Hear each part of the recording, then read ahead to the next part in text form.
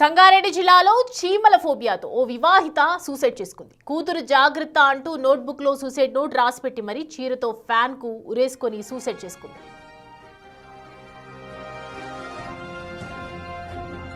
Ameenpur police station పరిధిలోని Sharwa homes లో శ్రీకాంత్, చంద్రమోహన్, మనీషా నివాసం ఉంటున్నారు.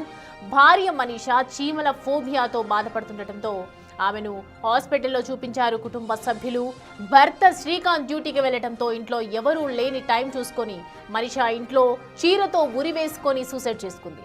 భర్త శ్రీకాంత్ ఇంటికి వచ్చేసరికి బెడ్రూమ్ డోర్ లాక్ పెట్టి ఉండటంతో స్థానికుల సాయంతో లోనికి వెళ్లారు.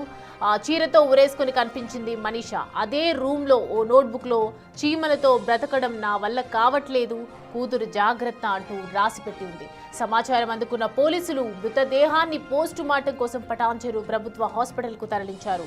మృతురాలి కుటుంబ సభ్యులు ఇచ్చిన ఫిర్యాదు మేరకు అమీన్పూర్ పోలీసులు కేసు నమోదు చేసుకుని దర్యాప్తు చేస్తున్నారు.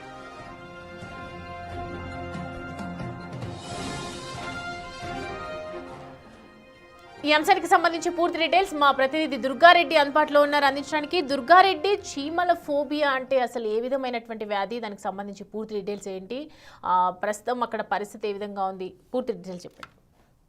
సౌమ్య, ఇక్కడ చూస్తే మహిళ మాత్రం చీమల ఫోబియాతో భరించలేను అని చెప్పి కొన్ని లెటర్లు రాసి తన 4 సంవత్సరాల కూతురు జాగ్రత్త అంటూ భర్తకు సుసైడ్ రూపకంగా ఒక నోట్బుక్ లో రాసి మాత్రం ఆమె ఆత్మహత్య చేసుకుంది. అంటే గతంలో ఈమెనుగా చీమలకు సంబంధించిన చీమలు ఎక్కువగా తరచూ ఆమె కలలు వస్తున్నాయని చెప్పి, లేకుంటే కనిపిస్తున్నాయని చెప్పి, లేకుంటే ఆమె మీద పడి అంటే కరిచినట్టుగా వ్యవహరిస్తున్నాయని చెప్పి ఆమె ఉంటే ఆ విషయంలో కూడా కుటుంబ సభ్యులందరూ కూడా ఆసుపత్రికి తీసుకెళ్లారు. ఆ తర్వాత కూడా ఆమె అందులో ఆ మనోవేదనకు ఆందోళనకు గురవుతున్నట్లు తెలుస్తుంది. టెస్ట్ గురై కూడా కౌన్సిలింగ్ ఇచ్చే ప్రయత్నం చేసినా, లేకపోతే వాళ్ళ డాక్టర్లు చెప్పినా కొంత ఆమె మౌనంగా ఉండడము, ఆ తర్వాత కూడా భరించలేకపోతున్నా అని చెప్పి వాటి అంటే ఆమెకు లోపల జరుగుతున్న అంటే విషయంలో పూర్తిగా డాక్టర్లు చెప్పినా గానీ పరిశీలన చేసుకోకపోవడం వల్లనే ఇలా ఆత్మహత్య చేసుకుందని చెప్పి కుటుంబ సభ్యులు మాత్రం పోలీసులకు ఫిర్యాదు చేసినట్టు తెలుస్తుంది. పోలీసులు అక్కడికి వెళ్ళిన తర్వాత నిజంగా ఏ డాక్టర్ దగ్గరికి వెళ్ళారో, ఆ మహిళను ఎక్కడ చూపించారు, అసలు చీమల డిసీజెస్ ఏంటి, ఫోబియా వ్యాధి ఏ విధంగా ఉంటుందని చెప్పి డాక్టర్లు ఏం చెప్పారని చెప్పి కొంత విచారణ చేస్తున్నట్టు తెలుస్తుంది. తన 4 సంవత్సరాల కూతురు జాగ్రత్త అంటూ లోటు రాసి చనిపోవడము అక్కడ కుటుంబ సభ్యులను కలిసివేసింది. ఆ తర్వాత పోలీసులు కూడా డాక్టర్ దగ్గరికి వెళ్ళినప్పుడు ఎలాంటి ట్రీట్మెంట్ చేశారు, ఏ విధంగా కౌన్సిలింగ్ ఇచ్చారు, అసలు నిజంగా గతంలో ఈమె ఎవరికి వివరించిందని చెప్పి పూర్తిగా వివరాలు అయితే సేకరిస్తున్నట్లు తెలుస్తుంది. సౌమ్య, అంటే మెంటల్ గా ఏదైనా డిజార్డర్ లో ఉన్నారా, లేదంటే నిజంగానే ఇలాంటి ప్రాబ్లం తో బాధపడుతున్నారా దుర్గారెడ్డి? అంటే ఇప్పటివరకు అయితే సమయం చూడొచ్చు. ఇదంటే ఈ చీమల ఫోబియా అనేది వ్యాధి అంటే కొంచెము అంటే దాదాపు చాలా రియర్ గా వస్తుంటాయి. దేశవ్యాప్తంగా ఒకరికో ఇద్దరికో ఉంటుంది తప్ప అలాంటి వాటి కౌన్సిలింగ్ ఆ తర్వాత వాళ్ళకు ఎందులో స్ట్రెస్ అవుతున్నారు ఏంటిదని చెప్పి ఆ వైద్యులు పరిశీలనలో చెప్పి తర్వాత కౌన్సిలింగ్ ఇస్తే కొంత వాళ్ళు మేలు అంటే దాదాపు అందులో నుంచి బయటకు వచ్చే అవకాశం ఉంటుంది. నిజంగా అలాంటి వ్యాధి రియర్ గా వస్తుంది కనుక డాక్టర్లు కౌన్సిలింగ్ ఒకరి కాకుండా మరొకరు, లేకుంటే నిపుణులైన దగ్గరికి తీసుకెళ్తే వాళ్ళు ఏంటి డిసీజెస్ ఏంటి, అసలు ఏ విధంగా ఆమె బాధపడుతుంది ఏంటి అనే వివరాలు పూర్తిగా ఆమెకు అర్థమై, లేకుంటే అంటే మెంటల్ గా కొంచెం ఏమన్నా అబ్సెంట్ గా అవుతుందా, లేకుంటే ఏంటి పరిశీలించి ఆ మందులు రాసి, లేకుంటే కౌన్సిలింగ్ ద్వారా కూడా ఇట్లాంటి కొంత సమయం పట్టి కొంత న్యాయం జరిగే కొంత టైం పట్టే అవకాశం ఉంటుంది. కానీ ఈమె ఈలోపే ఆందోళనకు గురవడము, ఆ తర్వాత కూడా స్ట్రెస్ గురవడము, చీమల ఫోబియా వ్యాధితోటి నేను భరించలేకపోతున్నాను, నేను చనిపోతానని చెప్పి చనిపోవడం బాధాకరంగా కుటుంబ సభ్యులతో పాటు అక్కడ ఉన్న స్థానికులు కూడా ఆందోళన వ్యక్తం చేసిన పరిస్థితి కనిపిస్తుంది. అదేవిధంగా డాక్టర్ దగ్గరికి వెళ్ళిన తర్వాత ఎలాంటి ట్రీట్మెంట్ అందిస్తారు ఏంటిది అని చెప్పి కూడా కొంత సమయం పట్టే అవకాశం అయితే మనకు తెలుస్తుంది. స్వామి, అంటే గతంలో వాళ్ళ హస్బెండ్ ఏం చెప్తున్నారు దుర్గారెడ్డి? ఏదైనా చూసి భయపడడం కానీ, వేరే జంతువులను చూసి భయపడడం కానీ, కొంతమంది చిన్న చిన్న బొద్దింకలను చూసి కూడా భయపడుతూ ఉంటారు కదా, అలాంటి ఫోబియా ఏమైనా అనుకోవచ్చా ఆ తరహా? లేదంటే క్రాంప్స్ రావటం కానీ గతంలో ఏదైనా జరిగి ఉండొచ్చా? అంటే వాస్తవానికి నిజంగానే ఈమె గత కొన్ని రోజుల నుంచి కూడా ఇలాంటి వ్యాధితో బాధపడుతున్నట్లు కుటుంబ సభ్యులు చెప్పడం జరుగుతుంది. కానీ వాస్తవానికి వైద్య దగ్గరికి తీసుకెళ్లిన తర్వాత ఆమె ఎందుకు స్ట్రెస్ అవుతుంది, ఎందుకు ఆందోళనకు గురవుతుంది అని చెప్పి కూడా కొంత సమయం పట్టి వాటికి ఇచ్చిన ట్రీట్మెంట్ ఆధారంగా వాళ్ళు ఏ విధంగా ఉంటున్నారు, వాళ్ళ ప్రవర్తన ఏంటి, వాళ్ళు ఎందులో స్ట్రెస్ అవుతున్నారు, ఇలాంటి చిన్న చిన్న కీటకాలు కావచ్చు, లేకుంటే ఇంట్లోకి వచ్చే బొద్దెంకలు, ఎలుకలు, ఇలాంటి వాటిని కూడా ఆమె అభద్రత భావంతో ముందుకెళ్తుందా, లేకుంటే వలన ఆమె లోపలనే మనోవేదనకు గురవుతుందా, నిజంగా ఇట్లాంటి చిన్న చీమల వ్యాధితో అంటే ప్రతి ఇంట్లో చీమలు, ఈ బొద్దెంకలు ఇలాంటి వాటి కామన్ గా వస్తుంటాయి పోతుంటాయి, వాటికి ఆందోళన చెందాల్సిన అవసరం లేదు. ఆ తర్వాత కూడా ఆమె అలాంటి వ్యాధికి గురవుతున్న సందర్భంలో కుటుంబ సభ్యులు అండగా ఉండాలి. ఆ తర్వాత వాస్తవానికి హాస్పిటల్కి తీసుకెళ్లిన తర్వాత ఎలాంటి మందులు ఇచ్చారో, ఎలాంటి ట్రీట్మెంట్ జరుగుతుందని చెప్పి ఆమెను ఒంటరిగా ఉండకుండా కొంత సేపుగా వాళ్ళకు చూసుకునే అవకాశం కల్పించాలి. అలాంటి నిర్ణయాలు తీసుకోకపోవడం, ఆ తర్వాత కూడా మనోవేదనకు గురై తర్వాత తన 4 సంవత్సరాల కూతురు ఆ జాగ్రత్త అంటే లెటర్ రాసి చనిపోవడము ఆ కుటుంబ సభ్యులను కలిసివేసింది. భర్తకు కూడా వీళ్ళంతా కన్నీటి పర్యమవుతుంటూ కుటుంబ సభ్యులు కూడా ఏం మాట్లాడలేని పరిస్థితి ఉన్నారు కనుక ఇలాంటి దేశవ్యాప్తంగా 1-2 అక్కడొకటి చోట మాత్రమే ఆ కేసులు నమోదవుతున్నాయి. వీటిపై కూడా వైద్య నిపుణులు ఏ విధంగా వాళ్ళు మనోవేదనకు గురవుతున్నారని కొంత వేచి చూసి, లేకుంటే వాళ్ళకి ఎలాంటి ట్రీట్మెంట్ అందించాలి, కౌన్సిలింగ్ ద్వారా న్యాయం అవుతుందా, లేకుంటే వీటికి ఏమన్నా వైద్య పరంగా ఎలాంటి మందులు అందించాలని చెప్పి కొంత సమయం పట్టే అవకాశం ఉంది. ఇప్పుడు తెలంగాణ వ్యాప్తంగా చూస్తే ఇలాంటి వ్యాధికి గురైంది ప్రథమంగా తెలంగాణ రాష్ట్రం వచ్చిన తర్వాత ఈ మహిళను మాత్రం కనుక వైద్య నిపుణులు కానీ ప్రభుత్వం కానీ కొంచెం ముందుకెళ్లి ఆమెకు అంటే దాదాపు ఇలాంటి వ్యాధి వస్తే ఏ విధంగా ఉండాలని చెప్పి ఒక నిర్ణయం తీసుకునే అవకాశం అయితే తెలుస్తుంది. సౌమ్య, దుర్గారెడ్డి ఎంత కాలంగా ఈ ఫోబియాతో తను సఫర్ అవుతుందని చెప్తున్నారు? అంటే ఇప్పటివరకు అయితే ఈ ఫోబియా వ్యాధితో ఆమెకు 1 సంవత్సరం నుంచి ఒక వ్యాధితో బాధపడుతున్నట్లుగా తెలుస్తుంది. నిజంగానే ఒకవేళ అలాంటి అవకాశం ఉంటే ఒక 2-3 చోట్ల ఈమె ఇప్పటివరకు అయితే వైద్యులకు చూపించారు. మందులు వేసుకున్నా కానీ ఆమెకు తగ్గలేదా, లేకుంటే తగ్గినాక మందులు పనిచేస్తలేవా, లేకుంటే ఆమె మనోవేదనలో గురైందా అని చెప్పి వాళ్ళు ఏదైతే డాక్టర్ రాసిన లెటర్స్, డాక్టర్ రాసిన మందులు చిట్టి కానీ అవి కానీ లేకుంటే తీసుకొచ్చినా కానీ వేరే ఇతరులు చూసినా కానీ లేకుంటే ఇతర చోట్ల చూపించినా, 1 చోట 2 చోట్ల చూపిస్తే వాళ్ళు ఎలాంటి మందులు ఇచ్చారు, ఆమె ఎందులో గురవుతుంది అనే విషయంలో కొంత సమయం తీసుకొని వాళ్ళు ముందుకెళ్ళినట్టుంటే బాగుండేది. కానీ ఆ రకంగా వాళ్ళు 1-2 చోట్ల చూపించినట్టున్నారు. వాళ్ళు చెప్పిన విధంలో కూడా ఆమె కొంత మనోవేదనతో ఎక్కువ ఈ చీమల బారిన పడి అంటే చీమలు సోబియా వ్యాధితో నేను బాధపడుతున్నా అని చెప్పి నేను భరించలేకపోతున్నా, నేను చనిపోవడమే కారణం అని చెప్పి ఆమె చనిపోయినట్లుగా కుటుంబ సభ్యుల ద్వారా కొంత మనకు సమాచారం అందుతుంది. నిజంగా వాస్తవాలు ఎన్ని చోట్ల చూపించారు, ఎక్కడెక్కడికి తింపారు అనేది కూడా పూర్తిగా కుటుంబ సభ్యులు చెప్పలేకపోతున్నారు. సౌమ్య, దుర్గారెడ్డి విచారణ ఏదైతే పోలీసులు ఈ కేసుకు సంబంధించి ఇన్వెస్టిగేషన్ చేస్తూ ఉన్నారు, దీనికి సంబంధించి వివరణ ఎప్పుడు ఇచ్చే అవకాశాలు ఉన్నాయనుకోవచ్చు ఈ కేసుకు సంబంధించి? అంటే ఇప్పటి వరకు అయితే కుటుంబ సభ్యులు ఇచ్చిన ఫిర్యాదు మేరకు ఆత్మహత్యగా మాత్రమే కేసు నమోదు చేసుకున్నారు పోలీసులు. ఆ దిశగా అమీన్పూర్ కు సంబంధించిన పోలీసులు ముందుకెళ్తున్నారు కనుక వాస్తవానికి ఒక పోస్ట్ మార్టం నివేదిక వచ్చిన తర్వాత రిపోర్ట్ అనుసరించి ఆమె సీమల ఫోబియాతో బాధపడుతూ ఆమె ఏ విధంగా స్ట్రెస్ గురైందని చెప్పి దుర్గారెడ్డి మీరు అలాగే హోల్డ్ లో ఉండండి, మళ్ళీ మీతో మాట్లాడే ప్రయత్నం చేస్తాం మేము. ప్రజెంట్ మనకి అందుబాటులో ఉన్న డాక్టర్ ప్రభుకుమార్ ఈ కేసుకు సంబంధించి. ప్రభుకుమార్ గారు నమస్తే అండి. నమస్కారం అమ్మా. డాక్టర్ గారు, ఇప్పుడు చూస్తున్నాం కదా ఈ కేసెస్ ఎప్పుడైనా మీకు మీ దగ్గర దాకా వచ్చాయా? ఇది మొట్టమొదటి అమ్మా. జనరల్ గా ఇదేంటంటే యాంట్స్ కి సంబంధించి, చీమలకు సంబంధించి ఫోబియాని మెర్మికోఫోబియా అంటాము. ఇది ఒక రకమైనటువంటి psychological disorder, psychiatric problem. General గా ఈ మెర్మికోఫోబియా కాదా లేదా ఇన్సెక్ట్స్, స్పైడర్స్ వీటన్నిటి వల్ల కూడా వచ్చేదాన్ని అండ్ ఇంకా స్పైడర్స్ ఇతర ఇన్సెక్ట్స్ చూస్తే భయపడేదాన్ని ఎంటమోఫోబియా అంటాం. సో మర్మకోఫోబియా అంటే యాంట్స్ వల్ల వచ్చేదాన్ని మర్మకోఫోబియా. ఇలాంటివి యాంట్ మ్యాన్ సినిమా, ఓ సినిమా చూస్తే మీకు యాంట్ మ్యాన్ అని, ఆ సినిమాలో ఇంగ్లీష్ సినిమాలో ఈ విషయాలన్నీ మనకు అర్థం అవుతా ఉంటాయి. అయితే ఈ మర్మకోఫోబియా అనేది ఒక గ్రీక్ పదం. దీంట్లో రకరకాల సమస్యలు కనపడతా ఉంటాయి. ఈ జనరల్ గా వాళ్ళల్లో ఫిజికల్ సిమ్టమ్స్, ఫిజియలాజికల్ సిమ్టమ్స్, 2 రకాల సిమ్టమ్స్ ఉంటాయి అమ్మా. మనకు వినటానికి యాంట్స్ చిన్న చీమలే కదా, చీమలతో భయపడతారా అంటే తప్పకుండా. కొంతమందికి ఎత్తులు చూస్తే భయపడతా ఉంటారు, కొంతమందికి లోయలు చూస్తే భయపడతా ఉంటారు, కొంతమంది ఏమో ఎక్కడైనా క్లోజ్డ్ సర్క్యూట్ ఉన్న దగ్గర ఎక్కడైనా బాక్స్ లాంటి ప్రదేశాల్లో భయపడతా ఉంటారు. ఇది వింతేమీ కాదు, కానీ కొంతమందికి హెవీ ట్రాఫిక్ లో ఉంటే గాలి ఆడనట్టుగా అనీజీగా అనిపిస్తూ ఉంటుంది.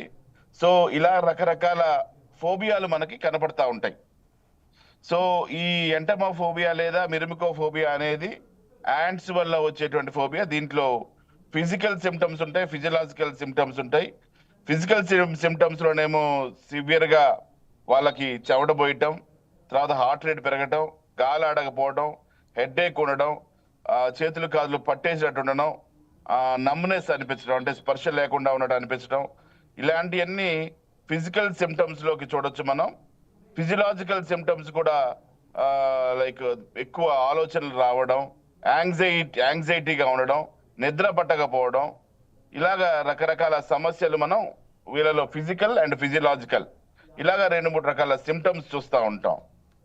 ఈ ఫోబిక్ రెస్పాన్స్ అన్నది ఒకటి సైకలాజికల్ గా ఆబ్సెసివ్ కంపల్సివ్ డిజార్డర్స్ లేదా యాంగ్జైటీ డిజార్డర్స్ ఉన్నటువంటి కుటుంబాలలో, ఫ్యామిలీస్ లో ఇది కనిపించేటువంటి అవకాశం ఉందమ్మా.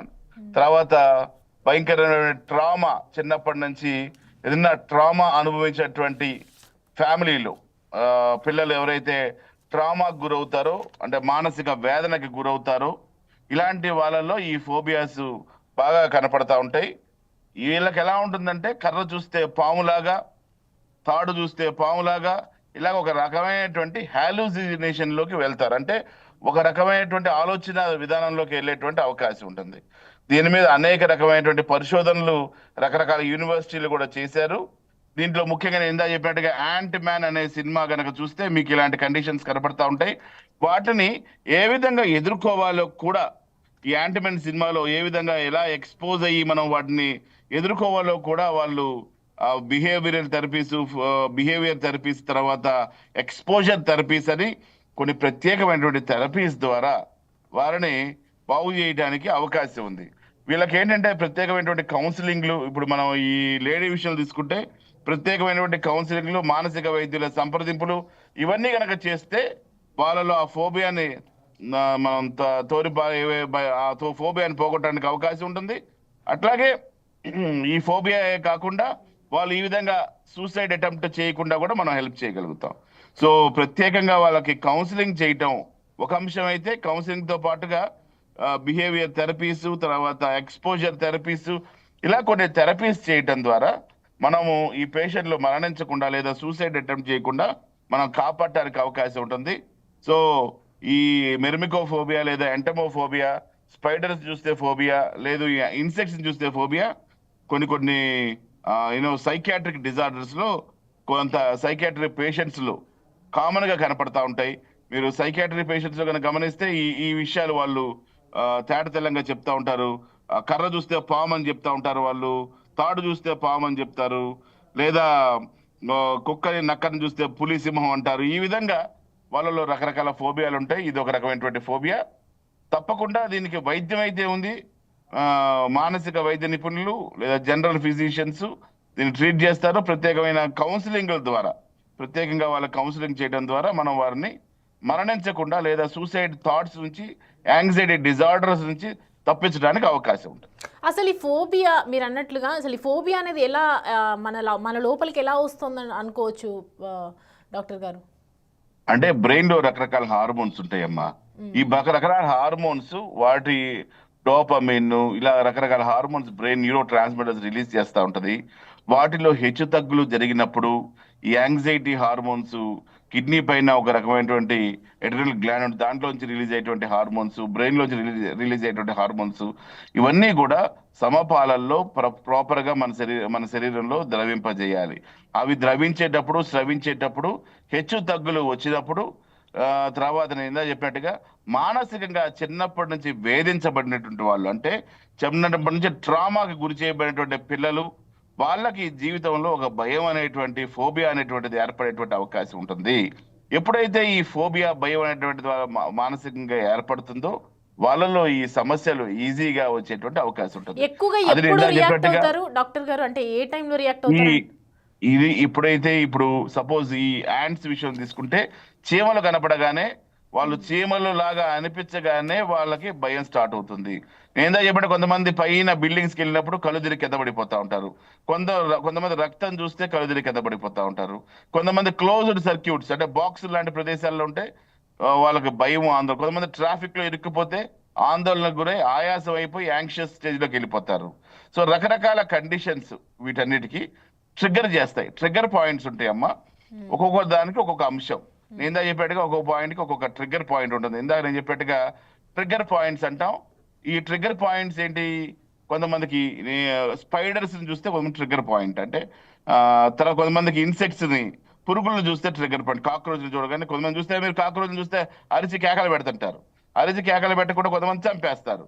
సో ఈ ఫోబియా అని అనమాట. కొంతమంది బల్లులు చూస్తే భయపడతా ఉంటారు. ఈ విధంగా రకరకాల ఫోబియాలు ట్రిగ్గర్ పాయింట్స్ అంటాం. ఈ ట్రిగ్గర్ పాయింట్స్ చూడగానే వాళ్ళకి యాంగ్జైటీ స్టార్ట్ అవుతుంది, ఆందోళన స్టార్ట్ అవుతుంది, భయాందోళనకు గురవుతారు, యాంగ్జైటీకి వామిటింగ్ సెన్సేషన్, కొంతమంది నాసియా వస్తుంది, కొంతమందికి హార్ట్ రేట్ పెరుగుద్ది, తీవ్రంగా చెమటలు పోస్తాయి, భయంతో యాంగ్జైటీతో చెమటలు పోస్తాయి, గుండె చప్పుడు పెరుగుతుంది. ఈ విధంగా రకరకాలుగా వాళ్ళకి ట్రిగ్గర్ పాయింట్స్ వల్ల అయ్యేటువంటి అవకాశం ఉంటుంది. ముఖ్యంగా వాళ్ళ బాల్యంలో జరిగినటువంటి ట్రామాస్ వాళ్ళ జీవితం మీద ఒక మార్క్ వేసే అవకాశం ఉంటుంది. కాబట్టి చిన్నప్పటి నుంచి పిల్లల్ని భయాందోళన చెందకుండా జాగ్రత్తగా పెంచగలిగితే వాళ్ళకి ఇలాంటి ఫోబియాస్ రాకుండా మనం కాపాడుకోగలం. వచ్చిన తర్వాత కూడా చూసుకుంటే ఎలాంటి ట్రీట్మెంట్స్ ఉంటాయనుకోవచ్చు. అంటే ఇప్పుడు ఎవరైతే చనిపోయారో మనీషాకి ఆల్రెడీ మెడిసిన్స్ కూడా డాక్టర్స్ ఇవ్వడం జరిగింది, మెడిసిన్స్ కూడా యూజ్ చేస్తున్నారని చెప్తున్నారు. మెడిసిన్స్తో అవుతుందా, రిలీఫ్ అవుతుందా, లేదంటే సైకలాజికల్ మానసిక వైద్యులు దీనికి ప్రత్యేకమైనటువంటి మందులు ఇస్తారమ్మా. అట్లాగే అట్ ద సేమ్ టైం మానసిక వైద్యంతో పాటుగా వాళ్ళకి మనోధైర్యం చెప్తూ వాళ్ళకి కౌన్సిలింగ్ చేసేటువంటి వాళ్ళు ఉండాలి. కౌన్సిలర్స్ తోటి ప్రత్యేకంగా కౌన్సిలింగ్ సెషన్స్ అటెండ్ చేయాలి. మన భారతదేశంలో అటువంటి సాంప్రదాయం లేదు, కౌన్సిలింగ్ కి వెళ్ళేటువంటి ఆలోచన లేదు. జనరల్ గా భారతదేశంలో ఏమవుతుందంటే కౌన్సిలింగ్లు అనగానే నాకేమైనా మెంటలా, నాకేమైనా పిచ్చి అనేటువంటి ఫీలింగ్ వస్తుంది. కాకపోతే ఏంటంటే ప్రతి ఒక్కరికి కూడా కౌన్సిలింగ్, ఆ సబ్జెక్ట్ మీద అవగాహన, పరిపక్వత ఉన్నటువంటి కౌన్సిలింగ్ సైకాలజిస్టులతోటి ప్రత్యేకంగా ఎప్పుడైతే క్లినికల్ సైకాలజిస్ట్ వాళ్ళతోటి కౌన్సిలింగ్ కనుక చేపిస్తే వాళ్ళకి బిహేవియర్ థెరపీస్ అని ఉంటాయి. మందులతో పాటుగా బిహేవియర్ థెరపీస్, తర్వాత సైకలాజికల్ థెరపీస్, ఎక్స్పోజర్ థెరపీస్ అంటాం. ప్రత్యేకంగా దీనికి ఎక్స్పోజర్ థెరపీస్ అని ఉన్నాయి. ఇవన్నీ కనుక వాళ్ళకి చేయగలిగితే మందులతో పాటు, అంటే ఇది ఎప్పుడు వాళ్ళు సూసైడ్ అటెంప్ట్ చేస్తారంటే, ఇప్పుడు కొంతమంది మీరు చూస్తే కాక్రోచ్ చూడగానే భయంతో అరుస్తారు. భయంతో అరిచేది ఒక రకమైనటువంటి సన్నివేశం. ఆ భయం, అరుపులు, కేకలు దాటిపోయిన తర్వాత నెక్స్ట్ ఫేజ్ ఏంటి? యాంగ్జైటీ, చెమటలు పట్టడం, గుండె రేటు పెరగడం, భయం ఇంకా ఎక్కువ అవడం, భయం లెవెల్స్ దాటిపోవడం. ఎప్పుడైతే భయం లెవెల్స్ దాటిపోతే నెక్స్ట్ అటెంప్ట్ సూసైడ్. దీనివల్ల నేను చనిపోతానేమో అనే భయం, కాబట్టి నేనే ముందే చచ్చిపోతానటువంటి ఆలోచన. ఈ విధంగా చేసుకునేటువంటి పరిస్థితి ఏర్పడేటువంటి అవకాశం ఉంటుంది. కాబట్టి మందులతో పాటుగా వాళ్ళకి సైకలాజికల్ థెరపీస్ తో పాటుగా, వైద్యంతో పాటుగా మనం సెషన్స్, కౌన్సిలింగ్ సెషన్స్ చేసినట్లయితే వాళ్ళ లెవెల్ ఏ గ్రేడ్ లో ఉన్నారు, గ్రేడ్ 1, 2, 3, 4 గ్రేడ్స్ చూసుకొని గ్రేడ్ ని బట్టి వాళ్ళకి కౌన్సిలింగ్ కమ్ థెరపీ, మందులు ఫస్ట్ మందుల కౌన్సిలింగ్ తర్వాత కౌన్సిలింగ్ ప్లస్ థెరపీస్, ఇట్లాగా రకరకాల మెడికల్ థెరపీ రకరకాలుగా ప్లాన్ చేసుకుంటూ వాళ్ళ గ్రేడ్స్ బట్టి వైద్యం చేయాల్సిన అవసరం ఉంటుంది. అంటే వ్యాధి యొక్క తీవ్రతను బట్టి మనం వైద్యం చేయడానికి అవకాశం ఉంటుంది. రైట్ అండి ప్రభుకర్ గారు, thanks for the joining with us. Thank you sir. Right, చూస్తున్నాం కదా, రకరకాల ఫోబియాస్తో చాలామంది బాధపడుతుంటారు. కానీ కొంతమందే మెంటల్ డిజార్డర్ ఎఫెక్ట్ అయిపోయి సైకలాజికల్గా వాళ్ళ పేషెన్స్ దెబ్బతిని వాళ్ళు ఇలా సూసైడ్ చేసుకునే థాట్స్ వస్తాయి, సూసైడ్ చేసుకుంటారని చెప్పి ఒకవైపు డాక్టర్స్ చెప్తున్నారు. మరోవైపు ఈ కేసుకు సంబంధించి ఇన్వెస్టిగేషన్ జరుగుతూ ఉంది. గతంలో కూడా ఇలాంటి ఏమైనా అటెంప్ట్స్ జరిగాయా, మనిషి మెంటల్ కండిషన్ ఏ విధంగా ఉన్నది అని చెప్పి డాక్టర్స్ దగ్గర, అలాగే వాళ్ళ ఇంట్లో ఉన్నటువంటి పరిసరాల్లో కూడా అదే కోణంలో దర్యాప్తు చేస్తున్నారు. మొత్తానికి ఒకవైపు రకరకాల ఫోబియా తో బాధపడుతూ ఉంటారు. ఇటు బొద్దింకలను చూస్తే కానీ, బల్లులను చూస్తుంటే వణుకు పుట్టడం, అంటే చిన్నప్పటి నుంచి ఒకవైపు భయం అనేది లోపల ఉండిపోయి ఇలాంటి బిహేవియర్ వస్తుంది, ఇలాంటి లక్షణాలు ఉంటాయి అని చెప్తున్నారు. కానీ జెనెటిక్గా ఇలాంటి అవకాశాలు ఉండే అవకాశాలు లేవు. ఎందుకంటే వాళ్ళు పెరిగిన తీరును బట్టి అనేక రకాలుగా ఇలాంటి లక్షణాలు కనిపిస్తూ ఉంటాయి. ఇలాంటి ఫోబియాస్ నుంచి బయటపడడానికి కౌన్సిలింగ్ అనే ఒక చికిత్స ఉంటుంది, దానిపై కూడా ఆధారపడే ఉండే అవకాశాలు ఉన్నాయని చెప్పి ఒకవైపు డాక్టర్స్ కూడా చెప్తున్నారు.